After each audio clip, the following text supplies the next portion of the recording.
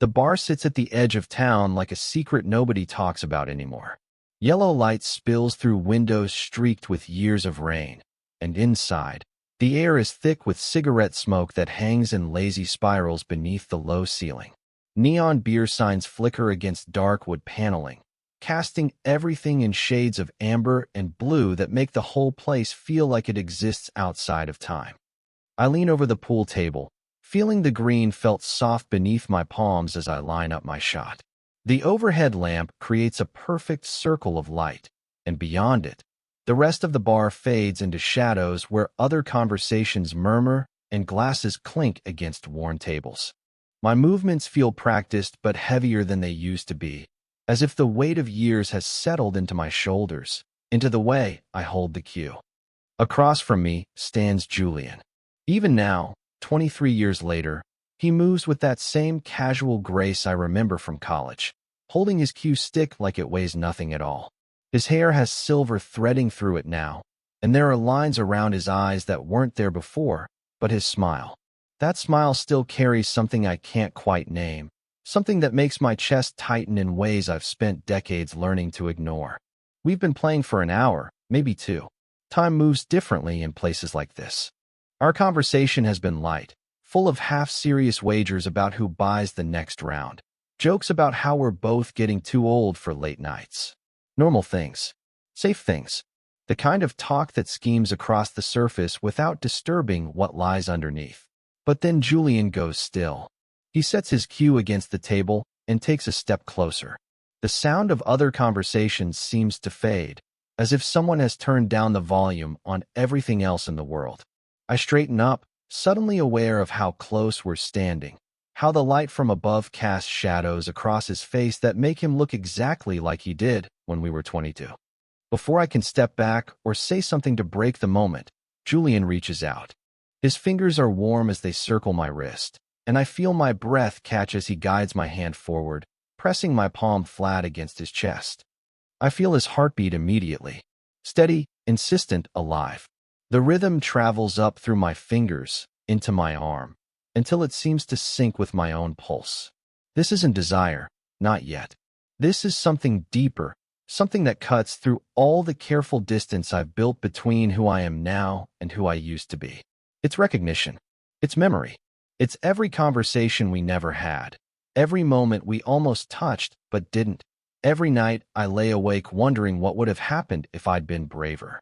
The sound of billiard balls scattering on another table cuts through the silence, sharp and sudden. The spell breaks, and I pull my hand away too quickly, my fingers trailing across the fabric of Julian's shirt as I step back. I laugh, because that's what you do when something threatens to crack you open in a dim bar at the edge of town. But even as the sound leaves my throat, I hear the tremor in it, the way my voice wavers like I'm standing on unsteady ground. Julian hears it too. I can see it in the way he watches me, patient and knowing, as if he's been waiting years for this exact moment. I pick up my cue stick again, try to focus on the game, but my hands are shaking now and the felt beneath the balls looks different somehow, more vivid, like someone has just adjusted the contrast on everything around us. The warmth of Julian's heartbeat still ghosts across my palm, and I know with a certainty that terrifies me that nothing will ever be quite the same again. I drive home through streets I've traveled for 15 years, past the same streetlights that cast the same pools of yellow on the same cracked sidewalks. The radio plays something soft and forgettable, but I barely hear it. Julian's heartbeat still echoes in my palm, a rhythm that seems to match the steady thrum of tires against asphalt. My house appears at the end of Maple Street like it always does, modest and square, with the porch light Elaine leaves on whenever I'm out late. From the outside, it looks exactly like what it is, respectable. The lawn is cut in neat diagonal lines, the mailbox painted a sensible forest green, the flower beds maintained but not showy. It's the kind of house that suggests stability, responsibility, a man who has his life in proper order. Inside, the familiar weight of routine settles over me like a well-worn coat. The hardwood floors creak in all the same places they've creaked for decades. Family photographs line the mantel above the fireplace, chronicling years of careful smiles and posed moments. There I am on my wedding day, standing stiff beside Elaine in her ivory dress, my hand resting formally on her waist. There we are on vacation in Maine, me turning slightly away from the camera as if I'm looking at something just beyond the frame. And there's Clara's high school graduation, our daughter beaming between us while Elaine and I maintain that practiced distance that has become our default. The house holds these memories like artifacts in a museum, each one preserved behind glass where they can be admired but not truly touched. The faint smell of old wood and the lavender sachets Elaine keeps in the linen closet fills every room, along with something else I can never quite name. Silence, maybe, or the echo of conversations that never quite happen. Elaine is already asleep when I slip into our bedroom, her breathing steady and even on her side of the bed. We've slept this way for years now, each claiming our own territory beneath shared sheets, careful not to accidentally brush against each other in the dark. She's not unkind, my wife. She's practical, measured, the sort of woman who plans grocery lists on Sunday and irons my shirts with military precision. She builds her days on schedules and small certainties, and there's comfort in that, I suppose. Safety. But even as I undress quietly in the darkness, even as I slide beneath the covers and listen to her peaceful breathing, I feel like an actor who has forgotten his lines. This life I've built, this careful construction of normal days and respectable choices, suddenly feels like a costume I've been wearing so long I've forgotten what I look like without it. In the morning, I pour black coffee into the same chipped mug I've used for 10 years and read the newspaper at the kitchen table while Elaine moves around me with efficient purpose. She mentions a church potluck next Saturday, asks if I remembered to schedule the furnace maintenance, tells me Clara called yesterday while I was out. Our daughter phones every Sunday, dutiful and loving, asking about our health, our plans, whether we're thinking about visiting her and the grandchildren in Portland. I nod at appropriate moments, make the right sounds of interest and agreement, but my mind keeps drifting back to that dim bar at the edge of town, to the weight of Julian's hand guiding mine, to the steady beat of life I felt beneath my palm. After Elaine leaves for her book club, I find myself standing in my study, surrounded by tax documents and insurance papers and all the mundane evidence of a well-organized existence. But it's the bottom drawer of my desk I'm staring at, the one that sticks slightly and requires a careful pull to open. Buried beneath yellowing receipts and forgotten warranties, my fingers find what they're looking for. A photograph, 4 inches by 6, with rounded corners and that slightly faded quality of pictures from another era. Julian and I at 22, arms draped across each other's shoulders, grinning like we owned the world. We're standing outside Morrison Hall at the university, autumn leaves scattered around our feet, both of us laughing at something I can't remember now, but that made us double over with the kind of joy that feels impossible in hindsight. I know exactly how many steps it took to get to this drawer. I know exactly where this photograph sits among the other papers. I've memorized every detail of this image over the years of stolen glances, every crease and shadow, the way Julian's hair catches the light, the way my own face looks so unguarded, so alive. Holding it now, with the memory of last night still fresh, I wonder when I stopped looking like that. When the careful distance crept into my eyes, when my smile became something I put on for photographs rather than something that simply happened. When I learned to live in the margins of my own life, safe and small, and so very, very quiet. 3 days pass before I see him again. 3 days of moving through my usual routines, while something unnamed shifts beneath the surface of my carefully ordered life. I mow the lawn in perfect diagonal strips, attend a neighbor's barbecue where I stand with my hands in my pockets and nod at conversations about property taxes and the weather, help Elaine reorganize the garage with the kind of methodical precision that makes her happy. But underneath it all, I carry the memory of Julian's heartbeat like a stone in my chest, warm and heavy and impossible to ignore. I'm picking up takeout from Chen's on Thursday evening when I hear my name spoken softly behind me, like a secret shared in an empty room. The sound stops me cold. When I turn, Julian is standing near the door, car keys in one hand, looking exactly as real as he did 3 nights ago in that dim bar. For a moment, neither of us moves. The fluorescent lights overhead cast everything in harsh white, so different from the amber glow that surrounded us before. Here, in this ordinary place where I've picked up dinner dozens of times, Julian looks both familiar and impossible, like a figure from a dream who has wandered into waking life. He says my name again, and this time there's a question in it, as if he's checking to make sure I'm really here too. We exchange the kind of pleasantries that people use to fill space while they figure out what they actually want to say. How have you been? Good to see you. Funny running into you here. But beneath the surface of small talk, something heavier moves between us. His eyes hold mine a fraction too long when he speaks. I find myself noting details I shouldn't notice. The way his jacket fits across his shoulders, how his voice has deepened slightly with age, the silver wedding band that's no longer on his finger. He tells me he's back in town caring for his father, who had a stroke last month. The old man is recovering, but slowly, and Julian has taken leave from his job in Chicago to help.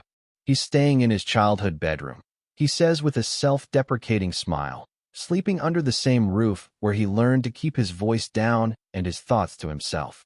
I offer the appropriate condolences, ask the right questions about his father's health, but what I really want to know is how long he'll be staying.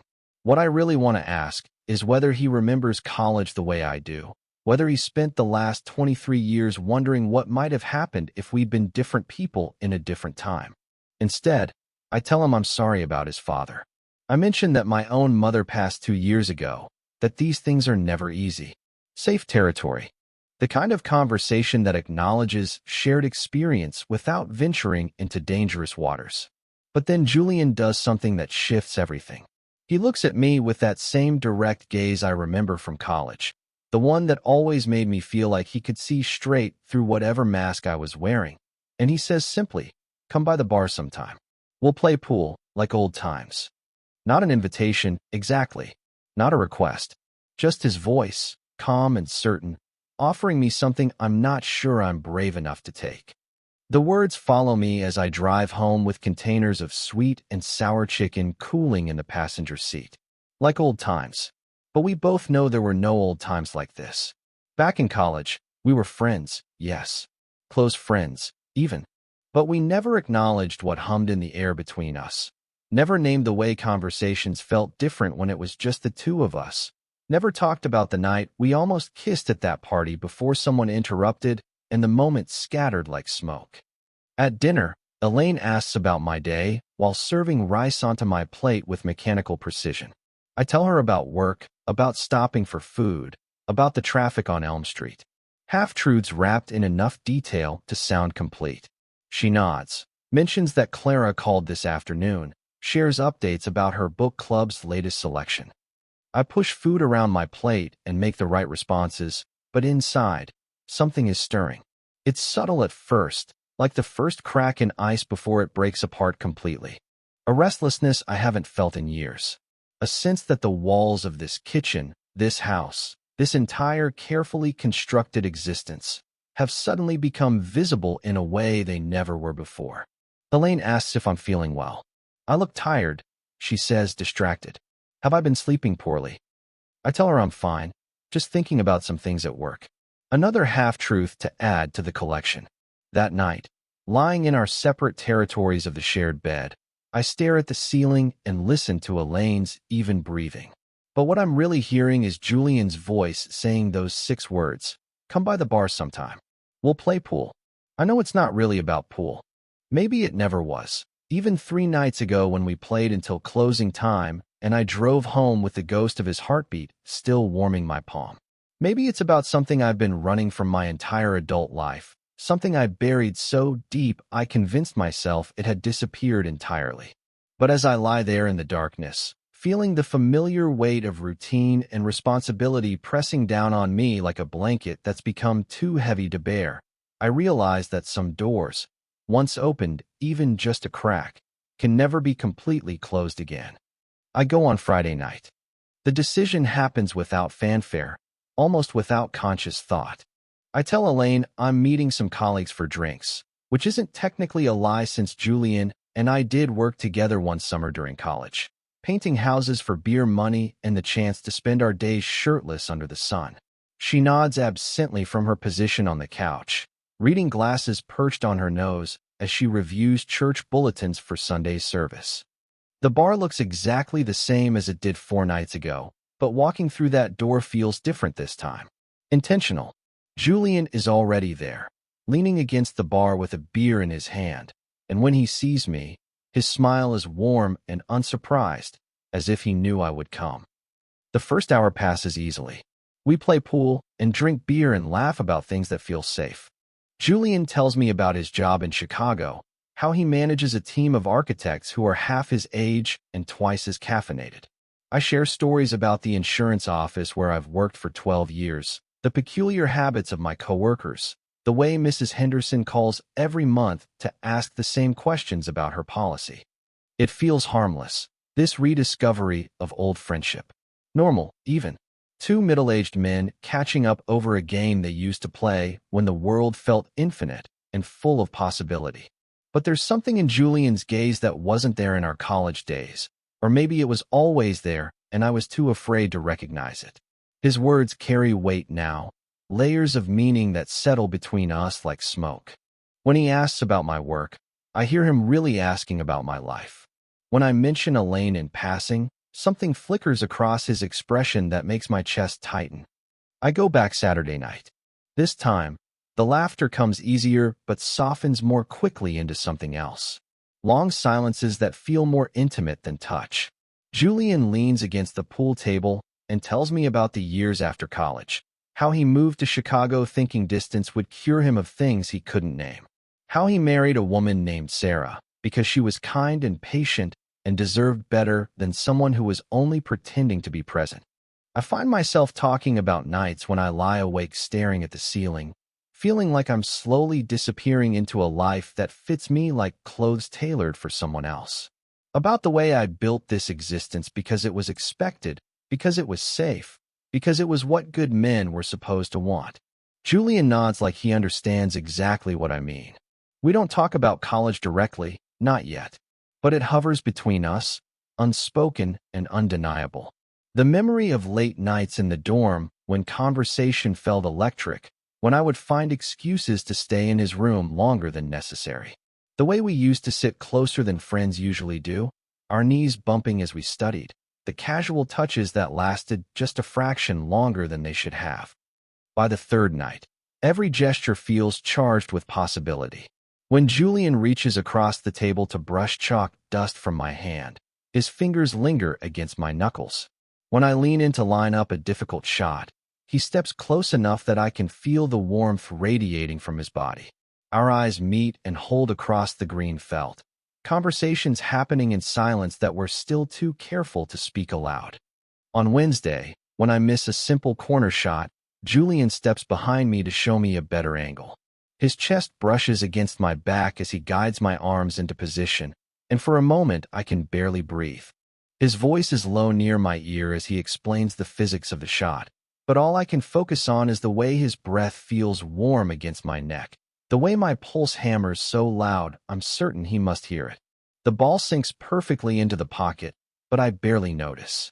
Julian's hands slide away from mine slowly, reluctantly, and when I turn to face him, we're standing closer than we should be, close enough that I can see flecks of gold in his brown eyes, close enough that if either of us leaned forward just a few inches, everything would change forever.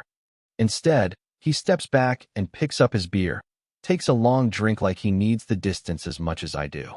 But his eyes never leave mine, and in them I see the same recognition, the same careful hunger that has been building between us like pressure behind a dam. He tells me he left town 23 years ago because staying would have meant suffocation, would have meant living half a life in the shadows of what he was supposed to be. I tell him about the mornings I wake up feeling like I'm drowning in my own respectability, gasping for air in a house that feels more like a museum than a home. Together, slowly, we begin to remember who we were before life pressed us into acceptable shapes. Before we learned that some hungers were too dangerous to feed, some truths too costly to acknowledge. Julian wins most of our games, but neither of us really cares about keeping score anymore. What matters is the excuse to stand close, to share the kind of laughter that comes from recognition rather than humor, to let silences stretch between us like bridges we're almost ready to cross. We talk until last call that night, long after the other patrons have filtered out into the cool evening air. Julian tells me about the apartment he keeps in Chicago, how sterile it feels, how he's never bothered to hang pictures on the walls because it never felt like home. I find myself describing the weight of Sunday dinners with Elaine, how we sit across from each other at the same table where we've shared thousands of meals, making polite conversation about the weather while years of unspoken disappointments pile up between us like snow. He asks if I'm happy, and the question hangs in the air between us like a challenge. I want to give him the easy answer, the one that protects us both from whatever comes next. Instead, I tell him the truth, that I can't remember the last time I felt fully present in my own life. That happiness feels like something I observe from a distance rather than something I experience. Julian nods like he's been waiting years to hear someone else say those words. He tells me about Sarah, how their divorce was civilized and gentle and completely bloodless, like surgery performed under anesthesia. How they shook hands at the end and wished each other well, and how that somehow made it worse than if they had screamed and thrown dishes and fought for something worth saving. I drive home each night with the smell of beer and cigarette smoke clinging to my clothes, my hands still warm from moments when they accidentally brushed against Julian's. The radio plays songs I've heard 100 times, but they sound different now, like the volume has been turned up on frequencies I'd forgotten I could hear. Elaine is always asleep by the time I slip into bed, curled on her side of the mattress with her back to my half. The space between us feels wider than it used to, or maybe I'm just more aware of it now. I lie there listening to her breathe, trying to remember the last time we touched each other on purpose, the last time either of us reached across that invisible line that divides our shared bed. I think about the early years of our marriage, how we used to curl together in the center of the mattress like we were afraid the night might steal one of us away. How that gradually gave way to polite distance, to separate alarm clocks and different sleep schedules, and the kind of careful choreography that married couples perform when they've forgotten how to be intimate, but still remember how to be kind. In the quiet of the night, with only the sound of Elaine's steady breathing to anchor me to this life I've built, I let myself imagine what it would feel like to be fully awake, fully alive, fully myself. To stop performing the role of dutiful husband and father and respectable man, and simply exist as I am, with all my complicated hungers and half-buried truths.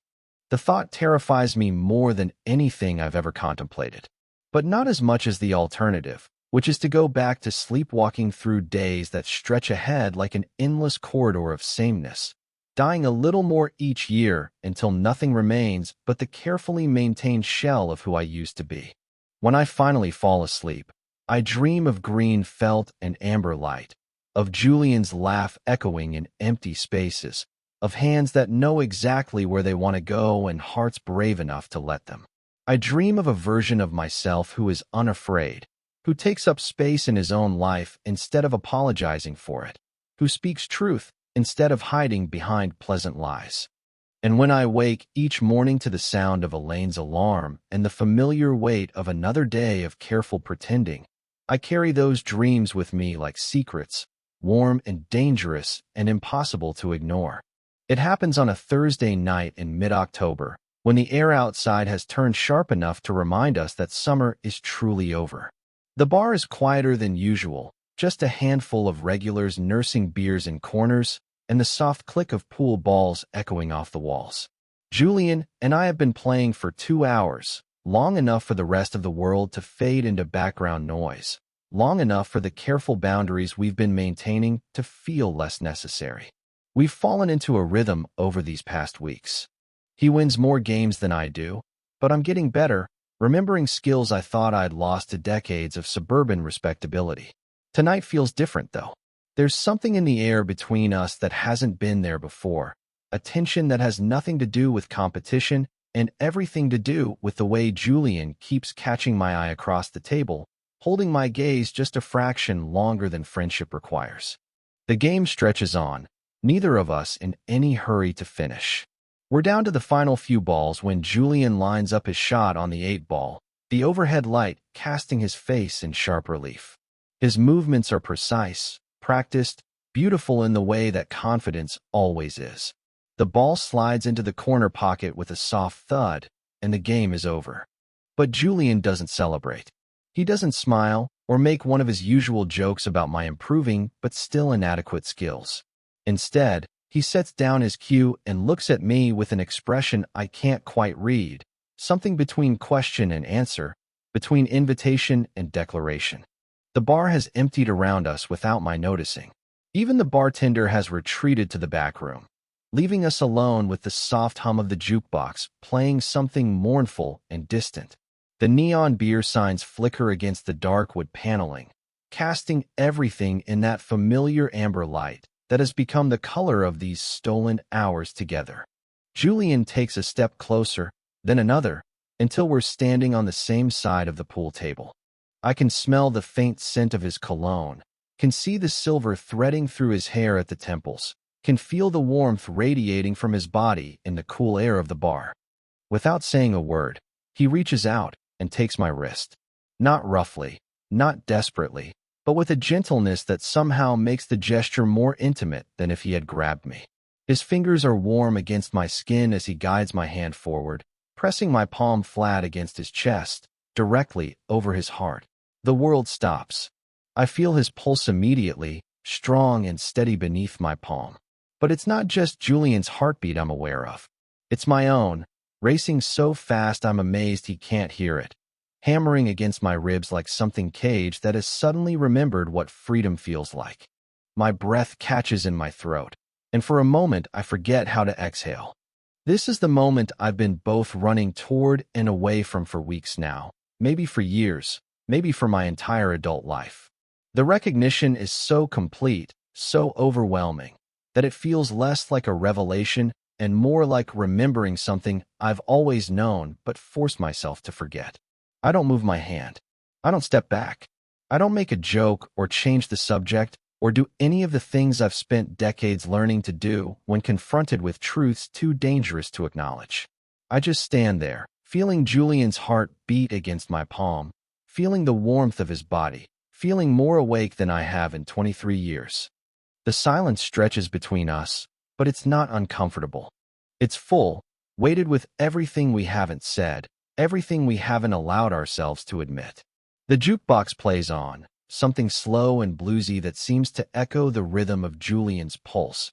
And somewhere in the back of the bar a refrigerator hums to life. But these sounds feel distant, unimportant compared to the steady thrum of life I feel beneath my hand.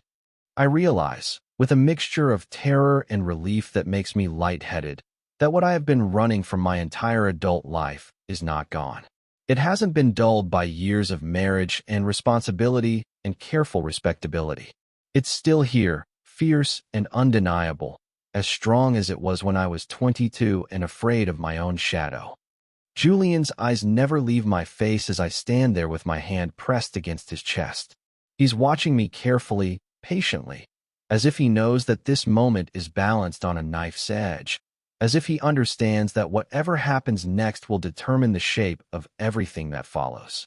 Finally, after what feels like hours but is probably only seconds, Julian lets go of my wrist. But I don't immediately pull my hand away. It lingers there for one heartbeat, 2, 3, my palm still warm against the fabric of his shirt, still feeling the steady rhythm of his pulse. When I finally do step back, it's slowly, reluctantly, like someone walking away from a fire on a cold night. Julian says my name then, soft and questioning, but I can't find words to answer him. Everything I might say feels too small for this moment, too inadequate to contain what has just passed between us. So I just look at him, trying to memorize the way the amber light catches in his eyes, the way he's standing there so patient and certain, as if he's been waiting his whole life for me to catch up to something he's always known. We don't talk much after that. We finish our beers in a silence that feels charged with possibility, pack up the pool table with movements that are careful and deliberate, avoid looking directly at each other while somehow remaining intensely aware of every gesture, every breath. When it's time to leave, Julian walks me to my car. The parking lot is empty except for our two vehicles, sitting under a streetlight that casts long shadows on the cracked asphalt. He doesn't try to touch me again, doesn't say anything profound or earth-shaking. He just tells me to drive carefully, and I tell him I'll see him soon. But as I pull out of the parking lot, I catch a glimpse of him in my rearview mirror, still standing there under the streetlight, watching me drive away. The ride home passes in a blur of familiar streets and racing thoughts. My hand, the one that was pressed against Julian's chest, feels different somehow, like it's been marked by the experience, like I can still feel the echo of his heartbeat in my palm. When I get home, Elaine is already asleep, the house dark except for the porch light she always leaves on for me. I stand in our bedroom doorway for a long moment, looking at her sleeping form, at the careful distance she maintains even in unconsciousness, at the life we've built together that suddenly feels like something viewed through glass. I can't bring myself to undress. I lie down on top of the covers, still fully clothed, staring at the ceiling and feeling the ghost of Julian's heartbeat against my palm. Sleep feels impossible. Every time I close my eyes, I'm back in that bar, feeling the steady rhythm of life beneath my hand, feeling more present in that single moment than I have in years of carefully orchestrated days. Something has shifted tonight, something fundamental and irreversible. I know that when I wake up tomorrow morning, the world will look different. The careful boundaries I've maintained, the comfortable lies I've told myself, the safe distance I've kept from my own desires, all of it has been stripped away by the simple act of feeling another man's heartbeat. And lying there in the darkness, with Elaine breathing softly beside me and the memory of Julian's pulse still warm in my palm, I realize I'm no longer afraid of what that means. The walls start closing in 3 days after Julian presses my hand to his chest. It begins with small things. Elaine notices that I've been quieter at dinner, that I push food around my plate without eating much, that I've started staring out the kitchen window at nothing in particular. She asks if I'm feeling well, if work has been stressful lately, if I need to see the doctor about my blood pressure. I give her the answer she expects. A little tired, maybe coming down with something, just need to get more rest. But even as I speak, I can see something shift in her expression, a wariness that wasn't there before. She's always been observant, my wife. 24 years of marriage have taught her to read the subtle changes in my moods, the ways I retreat when something is troubling me. What she can't know is that I'm not retreating from trouble. I'm walking toward it, step by deliberate step. Clara calls on Sunday evening, just as she has every week for the past 5 years. But tonight her voice carries a different quality, a gentle probing that tells me Elaine has shared her concerns. "Is everything okay with you and Mom?" she asks. "You both sounded strange when I talked to you last week." I tell her we're fine, just dealing with the usual stresses of middle age. But Clara inherited her mother's intuition, and I can hear the skepticism in her silence. She tells me about her job, about the kids' school activities, about David's promotion at work, but underneath her chatter, I sense her listening for something else, some sign of what's shifting in the foundation of her childhood home. After I hang up, I find myself standing in the doorway of my study, looking at the desk where that photograph waits in its hiding place. I've been visiting it more often lately, sometimes twice a day, pulling it out to study the faces of those two young men who had no idea what lay ahead of them. The edges of the photograph are frayed now from years of handling, the colors slightly faded, but Julian's smile is still as vivid as it was that autumn day when everything felt possible. I remember the weight of his arm across my shoulders, the way we leaned into each other without thinking, the easy intimacy of friendship that felt like the most natural thing in the world. I start missing dinners. The first time, I text Elaine that I'm running late, that she should go ahead and eat without me. She leaves a plate warming in the oven, just as she has for years whenever work kept me out past 6. But work isn't keeping me out. Julian is. We've moved beyond pool games now, though we still meet at the bar. Instead, we talk. Long, meandering conversations that stretch from early evening until closing time. Conversations that feel like excavating buried parts of ourselves. Julian tells me about the years he spent trying to be the husband Sarah deserved, how he perfected the art of being present in body while absent in spirit. I share the weight of Sunday mornings sitting in church beside Elaine, singing hymns about love and devotion while feeling like a fraud in a pressed shirt and tie. The second missed dinner happens on a Thursday, the third on the following Monday. By the fourth, I've stopped texting excuses altogether. Elaine doesn't say anything at first. She simply adjusts, the way she's always adjusted to my moods and absences. She eats alone, washes one set of dishes instead of two, watches television shows I've never shown interest in. But I catch her watching me when she thinks I'm not looking, her expression careful and measuring, as if she's trying to solve a puzzle whose pieces keep changing shape. My study becomes a sanctuary, the only place where I can sit in silence with the truth of what's happening to me. I spend hours there after Elaine goes to bed, pretending to review insurance files while actually staring at that photograph, remembering what it felt like to be young and unafraid of my own desires. The walls of the house feel smaller each day, as if the familiar rooms are contracting around me. The wedding photographs on the mantel seem to watch me with accusing eyes. The mortgage papers in my desk drawer feel like chains. Even the morning routine of coffee and newspaper becomes a performance I'm growing tired of maintaining. It's on a Tuesday night in early November when Julian finally says what I've been both hoping and dreading to hear. We're sitting at the bar, our usual pool game forgotten, nursing beers that have grown warm while we talked. The conversation has turned to the future, to his father's slowly improving health, to his job in Chicago that's waiting for his return. I ask him how much longer he thinks he'll stay in town. He looks at me for a long moment, his expression serious in a way that makes my chest tighten. "You can't keep living half a life," he says quietly. The words hit me like cold water. I start to protest, to offer the familiar defenses I've perfected over the years, but Julian shakes his head. "I see you," he continues. "I see how you light up when you're here, and I see how you dim when you talk about going home. I see you disappearing a little more each time we say goodnight." I want to argue with him, to tell him he doesn't understand the complexities of my situation, the obligations I have, the life I've built that can't simply be abandoned on a whim. But the words stick in my throat because I know he's right. I am living half a life, maybe less than half.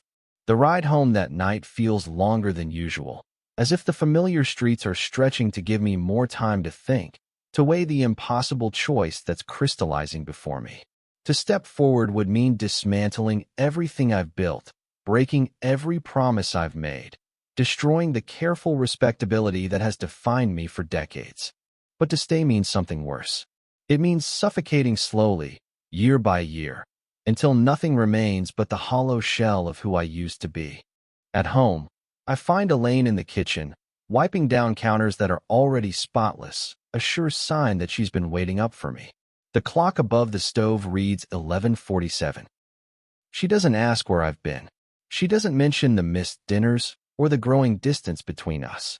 Instead, she folds the dish towel with precise movements and turns to face me, her expression calm but strained. "Is there someone else?" she asks. The question hangs in the air between us like smoke. I open my mouth to answer, to offer the reassurances she needs, the lies that would smooth this moment over and let us pretend nothing has changed. But no words come. My silence stretches long enough to become its own answer. Elaine nods slowly, as if she's been expecting this confirmation for weeks, as if she's already begun the internal process of adjusting to a new reality. She doesn't cry. She doesn't demand details or explanations. She simply looks at me with a sadness that cuts deeper than anger ever could. The look of someone who has watched something precious slip away despite her best efforts to hold on to it. I realize, standing in that kitchen where we've shared thousands of meals and morning conversations, that she's known longer than I have. Known that something fundamental was shifting, that the careful choreography of our marriage was being disrupted by forces neither of us knew how to name. The silence between us feels heavier than any words we might speak.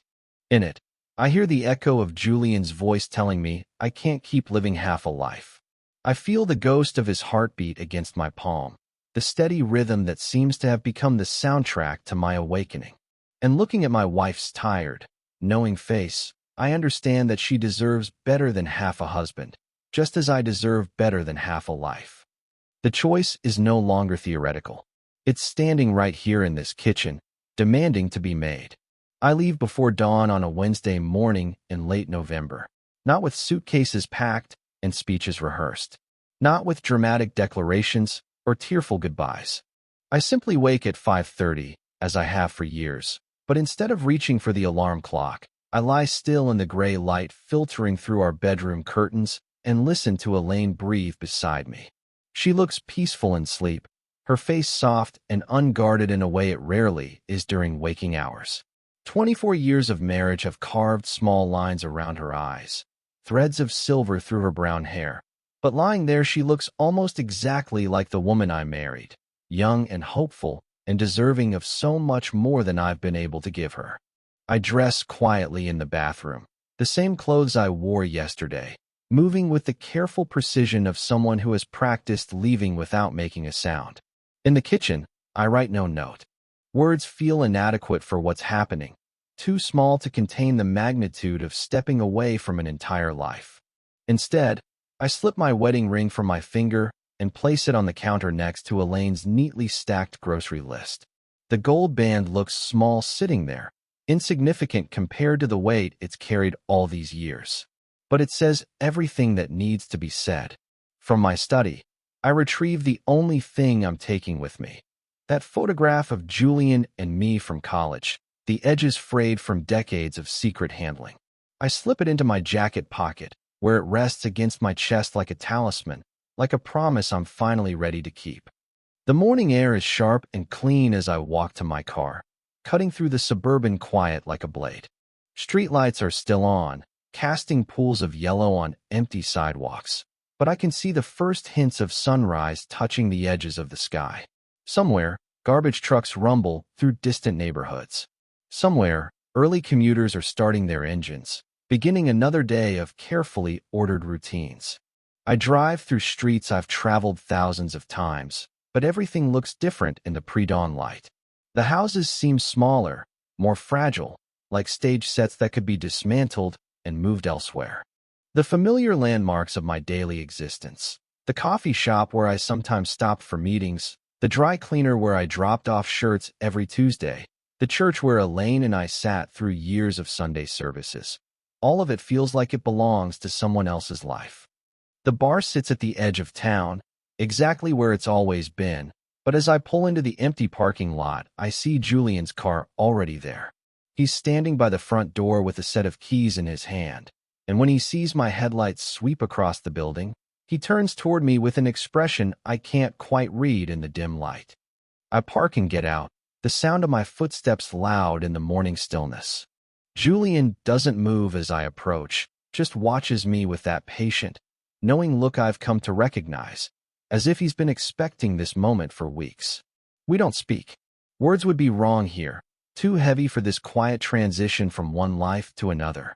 Instead, we simply look at each other across the few feet of cracked asphalt that separates us, two middle-aged men standing in the cold dawn light, with 23 years of buried truth finally breaking the surface.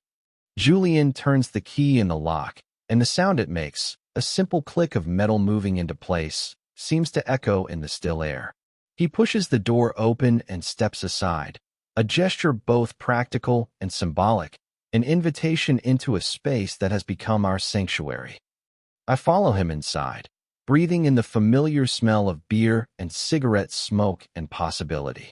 The bar looks different in the early morning light filtering through dusty windows, softer somehow, less like a place where people hide from their lives, and more like a place where they might finally find them. Julian moves behind the bar to start the coffee machine, his movements easy and domestic in a way that makes my chest tighten with something I'm finally ready to call hope. The sound of water heating and beans grinding fills the silence between us, ordinary sounds that feel profound in their ordinariness. I take a seat at the bar, the same stool I've occupied so many evenings over the past months, but sitting here now feels different. Final. Like I've finally stopped running toward something and started running toward it instead. When Julian places a mug of coffee in front of me, our fingers brush for just a moment. It's such a small touch, barely perceptible, but it sends warmth shooting up my arm and into my chest, where it spreads like sunrise breaking over familiar landscape. I exhale then, deeply, as if for the first time in years. The breath seems to carry with it decades of held tension, of carefully maintained pretense, of living small and safe and half alive.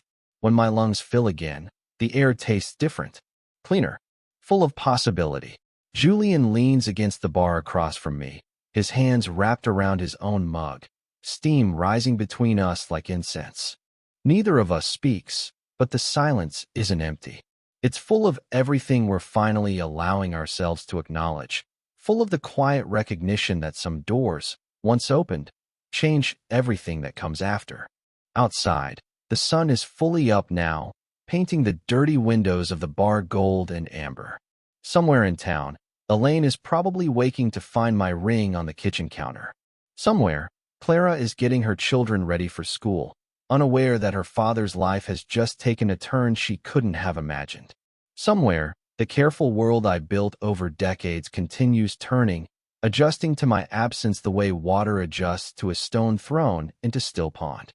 But here, in this dim bar at the edge of town, with Julian's steady presence across from me and the warmth of possibility spreading through my chest, I feel more present than I have in 23 years.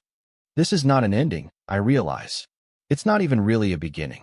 It's simply the moment when I finally stop apologizing for taking up space in my own life, stop hiding from the truth of who I am and what I want.